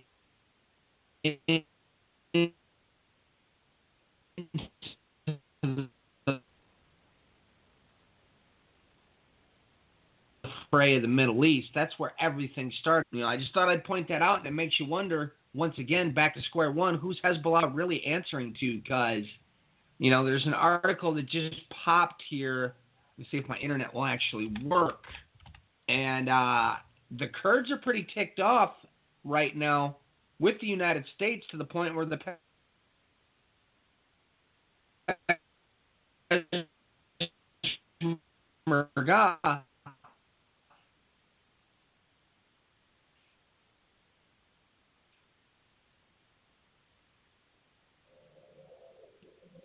Brian, I hope you finished this your week statement. we're calling for them to get out of Iraq. I'm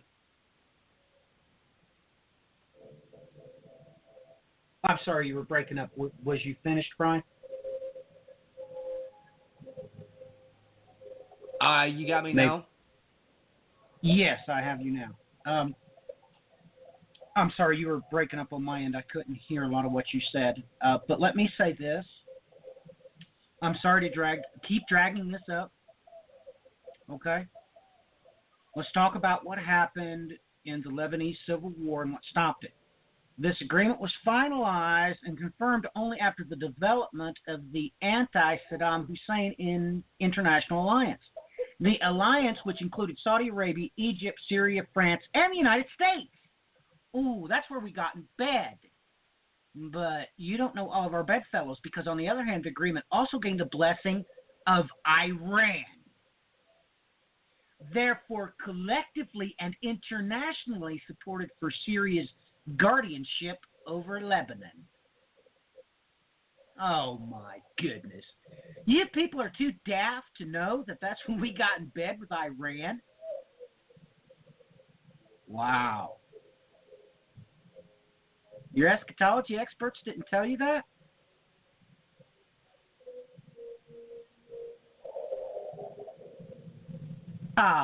Wonder why not. Well, that's right. They were blaming everything on the Pope, right? You were just fixated and fascinated with the Pope. I mean, let's think about something for a minute. Do you actually think that the Antichrist would actually feed more human beings every single day than anybody else on this planet? Oh my gosh, you're an idiot if you don't know that. Ladies and gentlemen, the Catholic Church feeds more hungry, shelters more homeless than any organization on the planet. And you actually think the Antichrist would do that?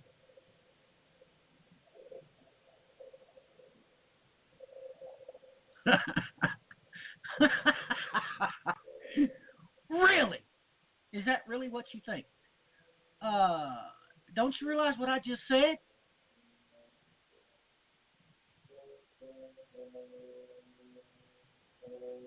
What's the matter? Cat's got your tongue? Or are you just sitting there with the deer in the headlights look on your face?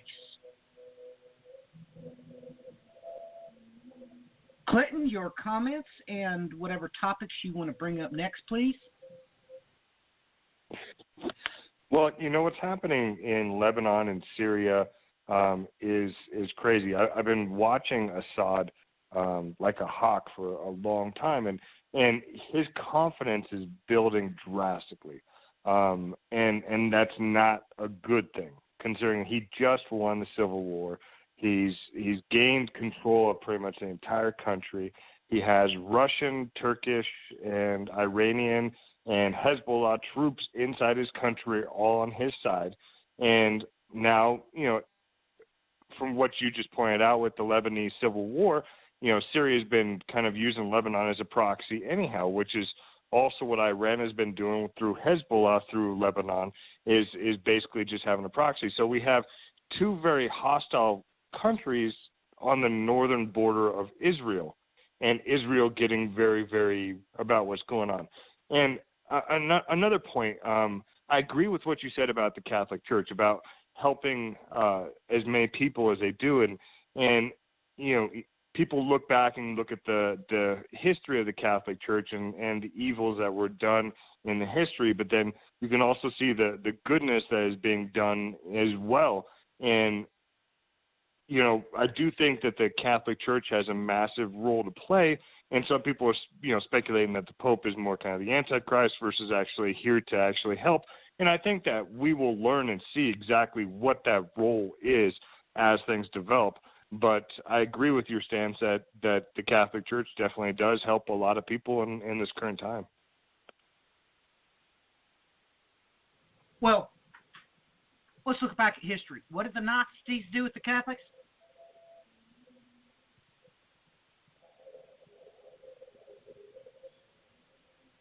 That's what I thought you'd say. Okay?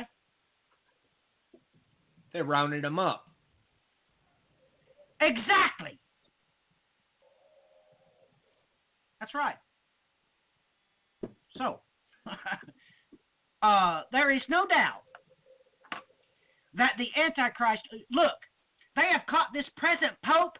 They've got ticked off at him, the entire Vatican, because he will change his clothes to go distribute food. Brian, has that not been in mainstream news?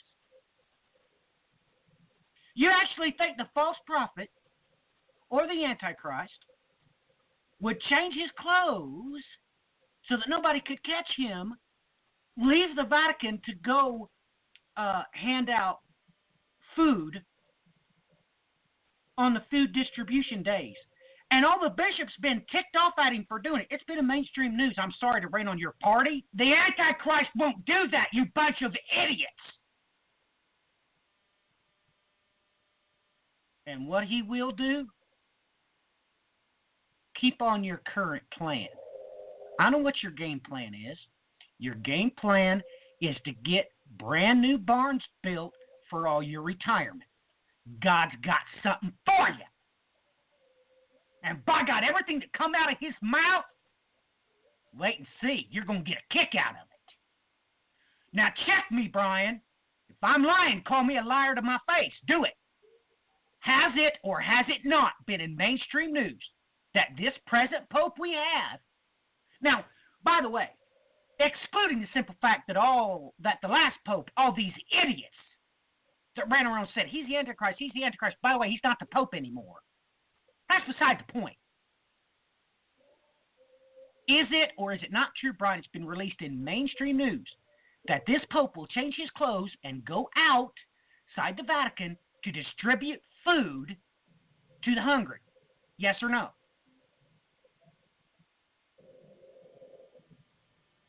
Yep. And these idiots think that that's something the Antichrist would do.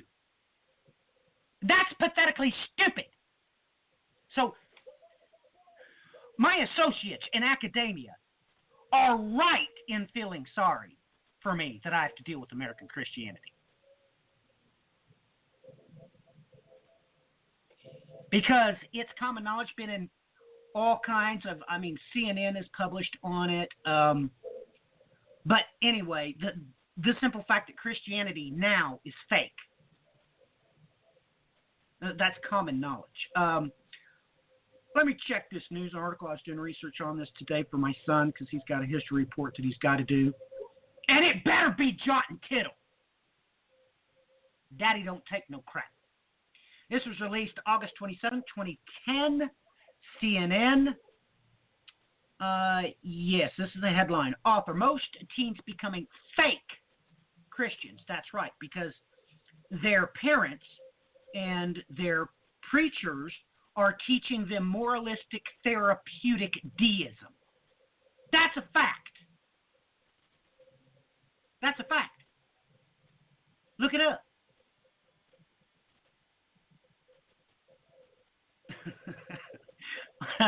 I'm reading.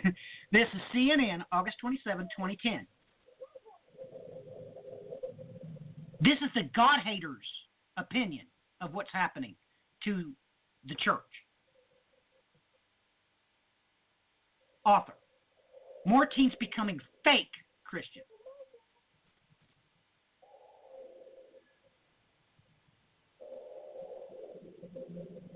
You might want to read that.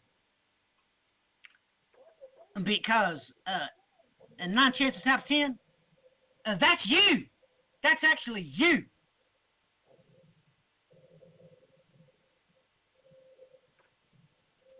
So,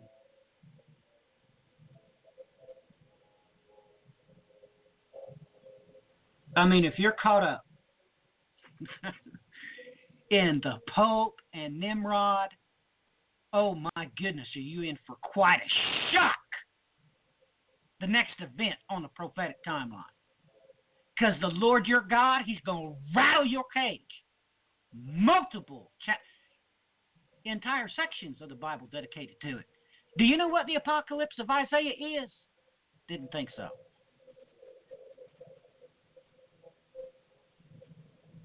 Y'all probably familiar with the sixth seal event, right? Oh, you're going to have your Salah moment.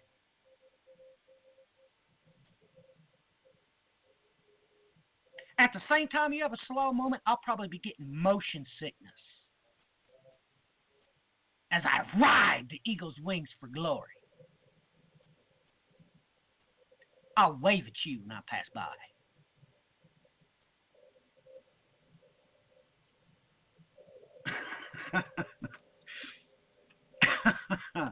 Oh my goodness, I've had too many smart, elegant academic associates of mine. Oh my goodness.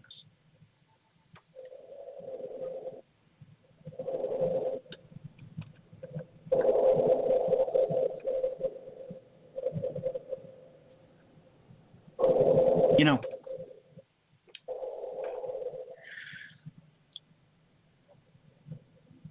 ladies and gentlemen,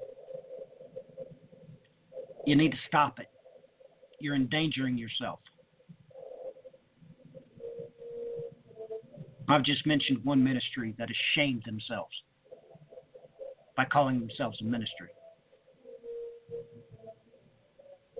If they don't know the Bible, God's holy word, please send them this message. Shut up! You'll be snatching them from the fire.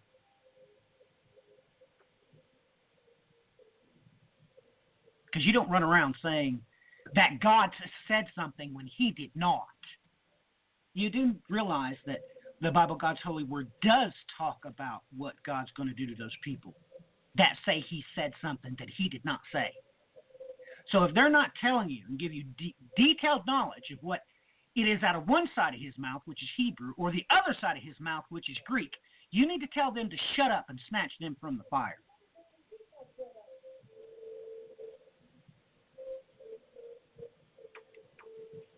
Now,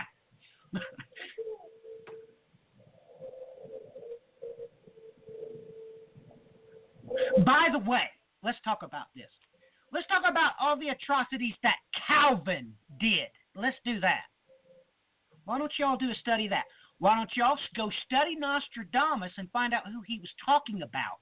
Do you know he was talking about Calvin because he was there with him in the very city, watching it as Calvin ordered children to be whipped in his theocracy? You didn't know that? Of course you didn't know that. Nostradamus wasn't referring when he talked about, the bad guys. He was talking about Calvin, not the Pope, you idiots. Look up your history, please. I'm begging you. It's real easy to do. Go to Michel de Nostradam. Look up where and when he lived. Then look up Calvin and when he set up his theocracy and where was that is. You're going to find out it's the same time and the same place. Fact. That's a fact. That's like saying God's Word. You do realize that the Bible, God's holy word, is nothing but a string of facts. It's a string of integers. What I just told you is the same thing. It really happened. Everybody knows it except dumbed-down Christian Americans. He was not talking about the Pope, you idiots.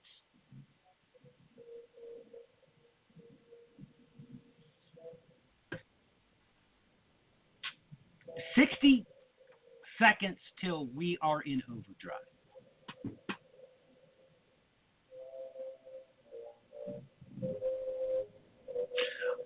If any of you believe that, I was not referring to you being an idiot by way of your IQ.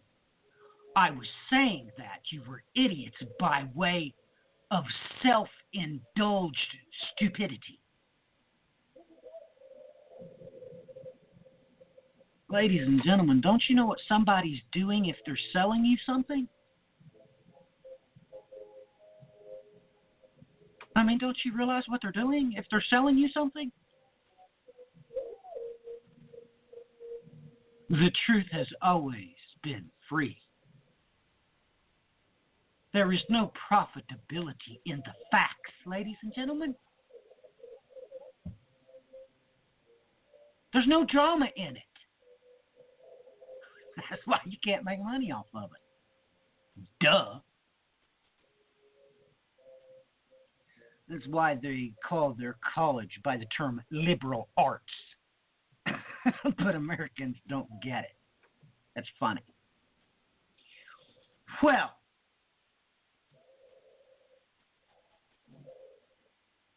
I hope in the name of the Lord my God I've got your attention, because I'm trying to snatch you out of the fire.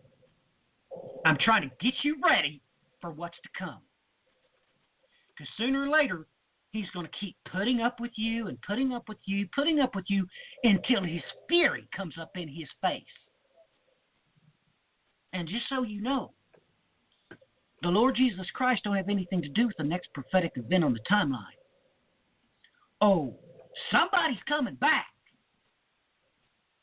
But it ain't Jesus next. Oh, no. It is he who sitteth upon the throne. And you are going to stand up and salute and fall down on your face. Wait and see, because that's what he said. That's what come out of his mouth. And that's what's going to happen.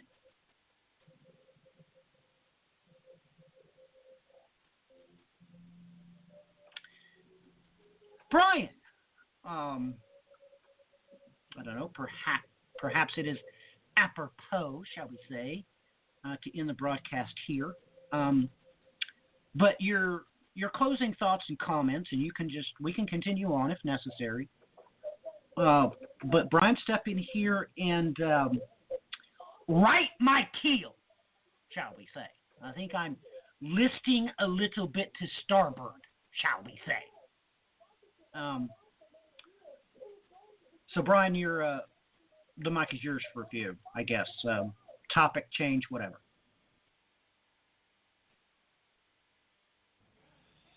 Well, you mentioned the Euphrates, and this article had just showed up in the last approximately hour. And let's see here. The title of it from Radar is advisor to Iranian Supreme Leader U.S. will fail to. It says here in paragraph, dividing Syria, Euphrates River under its control. Valentine Sir came out and basically told everyone what we already knew, that America and Saudi Arabia were behind the start of the Syrian civil war. Or not rocket science. I've been saying this for years, folks. It was obvious when it followed after the exact same as they did in Iran, which has been declassified as well for everybody to see. But why is that important? Well, folks, maybe you want to take a look about what it says in Isaiah 7, verse 20. In that day, the Lord will shave with a razor, hired from regions beyond the Euphrates. That is the king of Assyria, the head and the hair of the legs. And it will also remove the beard. Where did it say those troops, U.S. troops, are stationed? Oh, yes, east of the Euphrates River.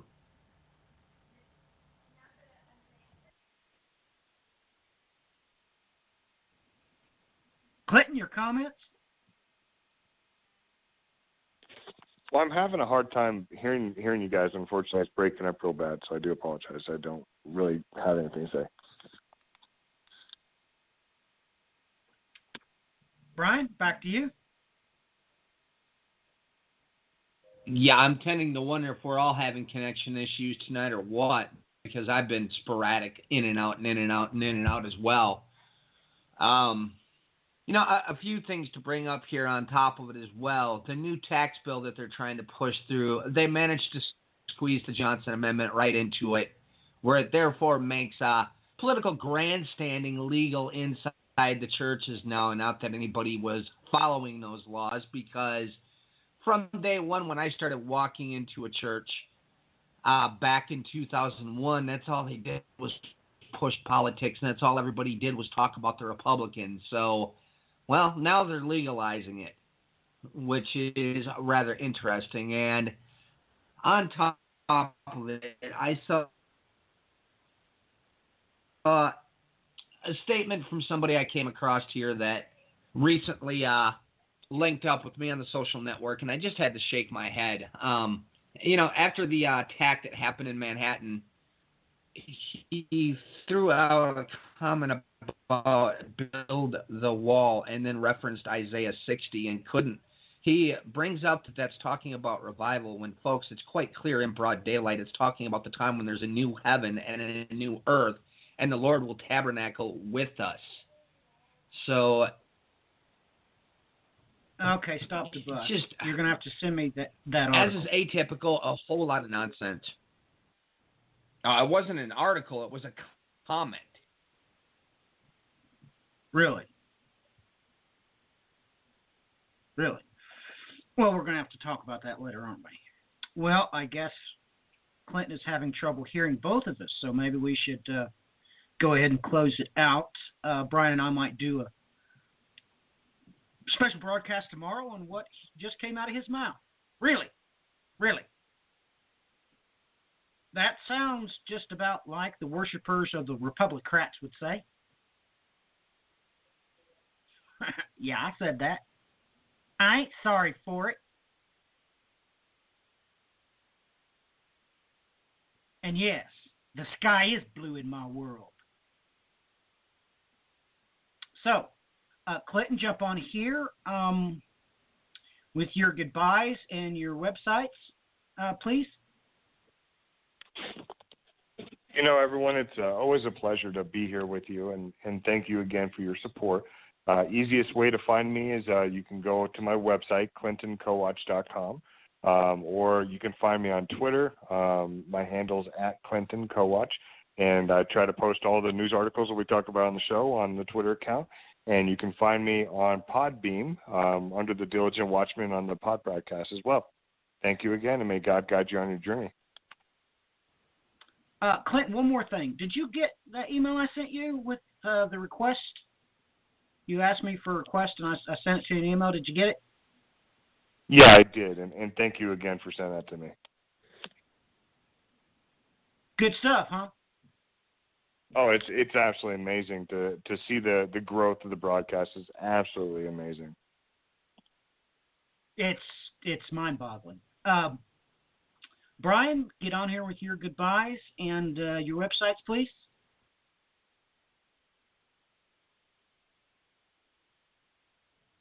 You can find me at Overt Attention Show on Twitter. That's where I pretty much post the vast majority of the news. overtattentionshow.com. And if you need to email me, you can do that at thebandsofTime@gmail.com. Thanks for joining us. God bless. As for me, God is faithful, so if you seek me, you will find me. Amen? Till next time, ladies and gentlemen, God bless, Godspeed. Hallelujah, amen.